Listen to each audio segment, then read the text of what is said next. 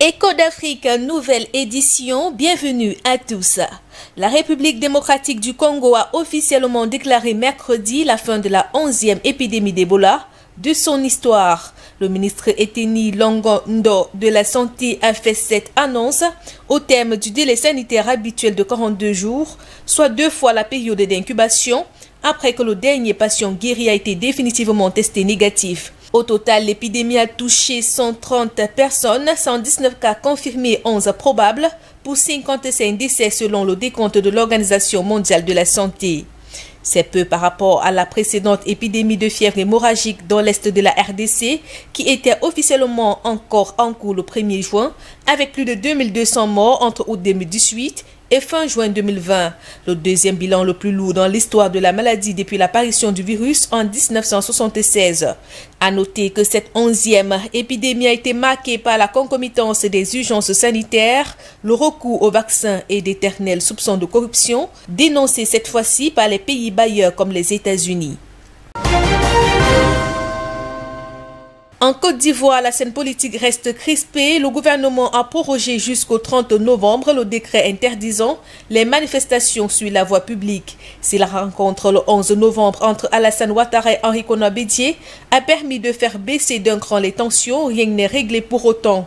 De nombreux responsables de l'opposition sont toujours détenus et leur parti réclame notamment leur libération avant de poursuivre le dialogue. Sur la vingtaine de responsables du PDCI arrêtés le 3 novembre, au domicile d'Henri Konan Bédié, 5 sont toujours sous les verrous. C'est le cas du numéro 2 du parti et député Maurice Kakou Guy Kwahé et de 2 sénateurs. Aussi, le directeur de cabinet du leader du PDCI et la secrétaire à la culture sont également toujours derrière les barreaux. Mardi, Henri Konan Bédié a promis d'œuvrer à la libération de tous les prisonniers politiques, citant Pascal Affi-Guesson, les partisans de Guillaume Soro, ou encore l'activiste Pulchéri Ballet, détenu depuis 3 mois.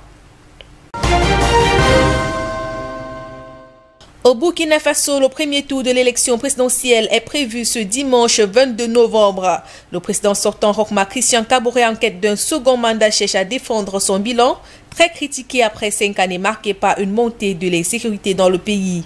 Parmi les 13 opposants qui lui feront face, Zéphirine Diaby, chef de file de l'opposition et membre du parti de l'ancien président Blaise Compaoré, a dénoncé tout au long de sa campagne une mauvaise tactique du président face à la menace djihadiste.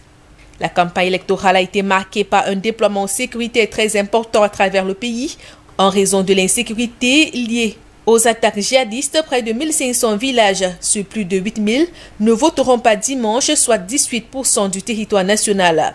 Dans cette course à la magistrature suprême, membres du gouvernement comme opposants ont multiplié les tournées dans les communautés du nord et de l'est du pays, les plus frappées par les combattants liés à Al-Qaïda au Sahel et à l'organisation État islamique au Grand Sahara, afin de prouver leur attachement à un sujet qui a dominé la campagne électorale. Ces dernières années, les violences se sont intensifiées au Burkina Faso.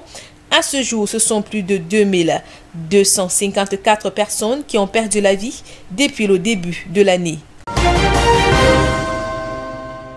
En Éthiopie, le gouvernement et les autorités de la région dissidente du Tigré ont revendiqué mercredi chacun de leur côté d'importantes victoires militaires dans le conflit qui les oppose depuis 2 semaines.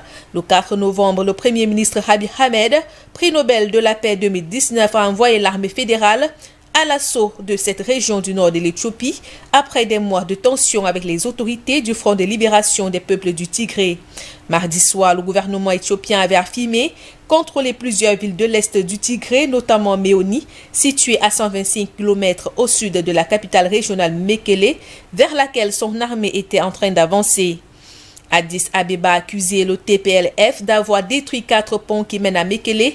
De leur côté, les forces tigriennes ont également revendiqué des victoires militaires sans donner de précision géographique. De sources concordantes depuis le début des combats, près de 36 000 réfugiés sont arrivés au Soudan. Les autorités soudanaises ont évoqué le nombre de 200 000 réfugiés éthiopiens si la guerre se prolonge.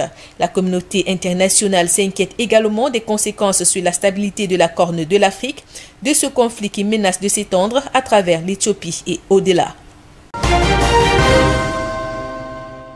En Ouganda, le président Yoweri Museveni, candidat à sa propre succession aux élections de 2021, multiplie les opérations de charme pour conquérir les électeurs.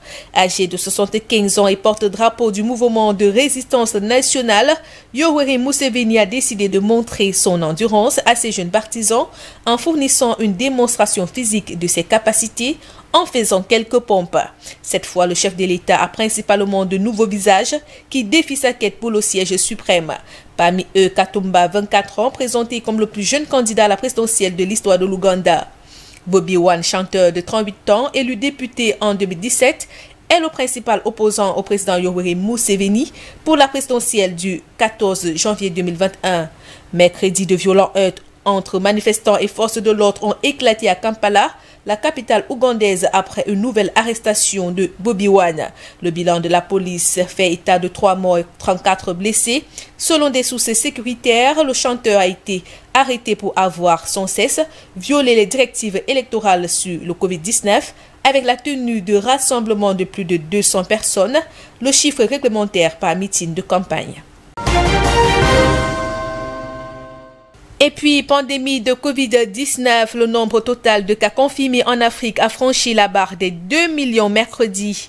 Avec plus de 2 012 000 cas, le continent africain représente moins de 4% des cas signalés dans le monde, ce que de nombreux experts estiment être un sous-dénombrement. Selon eux, de nombreuses infections et les décès dus à la maladie sont probablement passés inaperçus car les taux de dépistage sur le continent d'environ 1,3 milliard de personnes sont parmi les plus faibles au monde.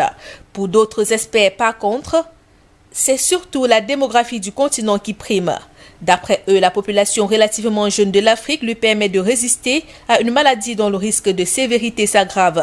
Avec plus de 48 000 décès liés au coronavirus, le taux de mortalité lié à la maladie à coronavirus sur le continent africain est le 3e plus élevé au monde, derrière l'Amérique latine et le Moyen-Orient.